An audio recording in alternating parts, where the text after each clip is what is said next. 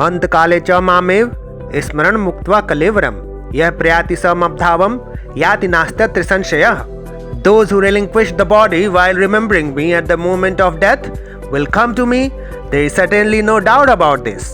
हे पार्थ, अंत काल में जो मुझको ही स्मरण करता हुआ शरीर का त्याग करता है वह मुझको ही प्राप्त करता है, इसमें कुछ भी संशय नहीं है। अर्थात अंत काल में जो भगवान राम का नाम लेते हुए, भगवान कृष्ण का नाम लेते हुए या भगवान शिव का नाम लेते हुए, दुर्गा जी का नाम लेते हुए, गणेश जी का नाम लेते हुए, आपकी जिस जिस भगवान में श्रद्धा है, अगर एक इंसान उस भगवान का नाम लेते हुए शरीर का त्याग करता है तो वो परम पद को प्राप्त करता है। परम पद यानी मोक्ष को प्राप्त करता है, फिर उसका दोबारा कभी इस पृथ्वी पर जन्म नहीं होता है। अब आप सबके दिमाग में यह प्रश्न जरूर आएगा कि दशरथ जो भगवान श्री राम के पिता थे, राम राम करते हुए उन्होंने प्राण त्यागा, पर उन्हें स्वर्ग क्यों जाना पड़ा?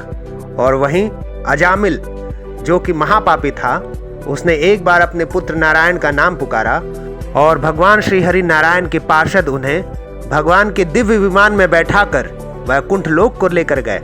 इस तरह एक महापापी अजामिल जो कि भागवत में संदर्भ आता है, उसने परम पद को प्राप्त किया, मोक्ष प्राप्त किया। अब आप सब बहुत ही ध्यान से सुनिए।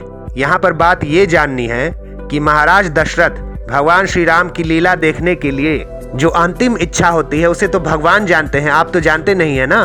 मुख से तो राम राम निकल रहा है, पर हृदय से उनको राम की लीला देखनी है। और अब अगर राजा दशरथ परम धाम चले गए तो वहां से तो भगवान की लीला देख नहीं पाएंगे, इसलिए स्वर्ग में उनकी बहुत ही उत्तम व्यवस्था हुई और वहीं से वो देख रहे हैं। और जब भगवान श्री राम ने रावण को मारा तब दशरथ जी आए थे ना, आपने रामानंद सागर की रामायण में देखा होगा। अपने पुत्र रूप में उनको पता है कि वो कौन है। जैसे ही दासी ने कहा कौशल्या जी ने एक इंद्र नीलमणि के समान बालक को प्रकट किया है, तो दशरथ जी के आंसू चल पड़े और उन्होंने कहा, जाकर नाम सुनत शुभ होई, मोरे गृह आवा प्रभु सोई, परमानंद पुरी मन राजा, कहा बुलाई बजावहु बाजा। अर्थात जिनका नाम सुनने से ही कल्याण होता है वही प्रभु मेरे घर आए हैं। यह सोचकर राजा का मन परम आनंद से पूर्ण हो गया। उन्होंने बाजे वालों को बुलाकर कहा कि बाजा बजाओ। ओहो, मैं जान गया कौन आया है, जिनका नाम लेने से संपूर्ण भोगों का त्याग हो जाता है, परमानंद की अनुभूति होती है, वो भगवान आए हैं। श्रावण कुमार के पिता के श्रापवश राजा दशरथ को शरीर छोड़ना पड़ा था। उस वजह से वो अपने लाडले की लीला नहीं देख पाए। लीला देखने की चाह परम पद कैवल्य पद में नहीं, विभिन्न कैवल्यता। मुझे डर लगता है ऐसे परम पद से जो हमें भगवान की लीला से दूर कर दे। इसलिए स्वर्ग में उत्तम व्यवस्था करके महाराज दशरथ को पूरी लीला दिखाई गई। और जब रावण का वध हो गया तो राजा दशरथ आए, भगवान का आशीर्वाद लिया, भगवान का जो वास्तविक स्वरूप है उसका दर्शन किया और उसी क्षण परम पद को प्राप्त किया, मोक्ष को प्राप्त किया।